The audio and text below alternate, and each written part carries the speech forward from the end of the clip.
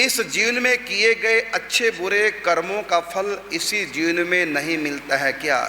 बहुत कर्म इसी जीवन में फल देते हैं और बहुत कर्म अगले जन्म में, बहुत कर्म ना इस जन्म में ना अगले जन्म में और स्वर्ग या नरक में, और बहुत कर्म 100 सालों के बाद भी फल देते हैं। इसका कोई नियम नहीं। जैसे आप आम का बीज बोएंगे, वो भी एक कर्म किया आपने, उसका फल अगले जन्म में थोड़ी लगेगा, अभी लगेगा।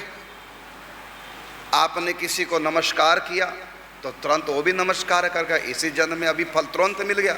आप किसी को थप्पड़ मार के देखो, उसका फल अभी आपको मिलेगा, 4 पड़ेंगे तुरंत। तो कितने कर्म ऐसे हैं जिनका फल तुरंत मिलता है। अब बच्चा साल भर पढ़ाई करता है तो साल बाद फिर पास होता है।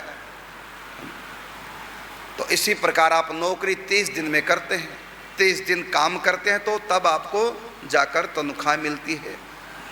तो 1 तारीख, 2 तारीख, 3 तारीख इनको तुरंत तो नहीं मिली ना, प्रतिदिन तो आपको फल नहीं मिलता, फल मिलेगा महीने बाद। हाँ, जो दिहाड़ी करने वाले हैं उनको प्रतिदिन फल मिल जाता है। ये अलग अलग हिसाब है। कुछ कर्म तुरंत फल देते हैं, कुछ कर्म इसी जन्म में कुछ देर बाद। आपने पढ़ाई की क्या कि मैं डॉक्टर बनूंगा, तो आप पहले दिन से, माँ बाप ने सोचा था कि डॉक्टर बनाना, तो पहले दिन से आप स्कूल गए, डॉक्टर नहीं बने। साल भर स्कूल गए तब भी डॉक्टर नहीं बने। 10 साल तक स्कूल गए तब भी डॉक्टर नहीं बने। 12 साल हो गए स्कूल जाते जाते तब भी डॉक्टर नहीं बने। 15 साल हो गए पढ़ाई करते करते अब भी डॉक्टर नहीं बने। अब 16 साल बाद डॉक्टर बने। तो फल पहले दिन से नहीं मिला, वो मिला है 16-17 साल के बाद फल मिला है। तो ये कोई नियम नहीं है। हाँ, इतना ये नियम तो अवश्य है कि जन्म जब हमारा हुआ तो जन्म से पहले हमारा भाग्य लिखा गया, कितने साल जिएगा, कौन कौन से सुख दुख भोगेगा, वो तो इसी जन्म में भोगने पड़ेंगे पड़ेंगे पड़ेंगे। वो अगले जन्म पे टल नहीं सकते। विधना ने जो लिख दिया छठी रात के अंक, राई बढ़े ना तिल घटे रह रे जीव निशंक।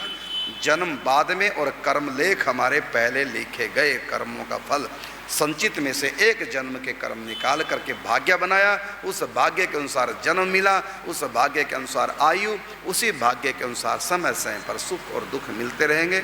वह है। बाकी इस जन्म में जैसे आप दान करें तो जरूरी नहीं कि इसी जन्म में फल मिले, हो सकता है आपका 100 जन्मों बाद भी फल मिल सकता है, ये आवश्यक नहीं।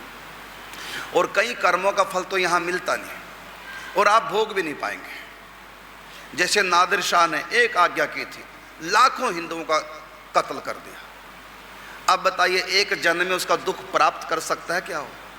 नादिर शाह क्या एक जन्म में इतने लाखों कत्लेआम उसने मचाया, क्या वो पापों का दंड एक जन्म में पा सकता है?